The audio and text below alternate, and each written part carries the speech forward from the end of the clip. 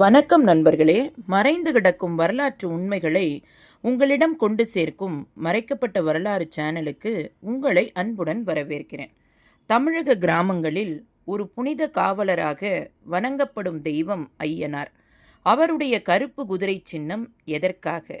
ஏன் ஒவ்வொரு கிராமத்திலும் கருப்பு குதிரைகள் நிறைந்திருக்கும்? அந்த குதிரைகளின் பின்னால் இருக்கும் மர்மம்தான் என்ன?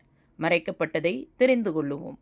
ஐயனார் தமிழர் கிராம தெய்வம். காடு, கிராமம், வயல்கள் ஆகியவற்றை காப்பவர். இரவு நேரத்தில் தனது காவல் யாத்திரையை மேற்கொள்வார் என்று நம்பப்படுகிறது. அப்பொழுதுதான் அவருக்கு துணையாக இருக்கும் கருப்பு குதிரை. கிராமத்தில் நோய், தீங்கு, ஆபத்து வராமல் தடுக்க பக்தர்கள் குதிரை சிலைகளை உருவாக்கி சமர்ப்பிக்கிறார்கள்.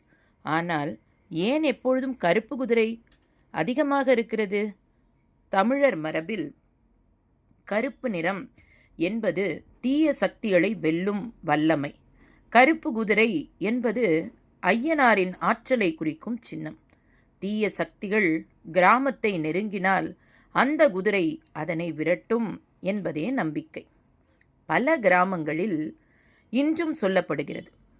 இரவில் ஐயனார் தனது கருப்பு குதிரையில் பாய்ந்து செல்வதாக. அந்த நம்பிக்கையே இன்றளவும் குதிரை வழிபாட்டை தொடர்ந்து வைத்திருக்கிறது. இந்த கதைகள் அனைத்தும் ஐயனார் கருப்பு குதிரையின் மர்ம ஆற்றலை வெளிப்படுத்துகின்றன. அறிவியல் பார்வையில் இது நம்பிக்கை என்றாலும் கிராம மக்களுக்கு இது வாழ்க்கை. கருப்பு குதிரை என்பது ஒரு சிலை மட்டுமல்ல, அது கிராமத்திற்கே ஒரு உறுதியின் சின்னம். நாம் பாதுகாப்பில் இருக்கிறோம் என்ற உளவியல் நம்பிக்கையை மக்களுக்கு தருகிறது.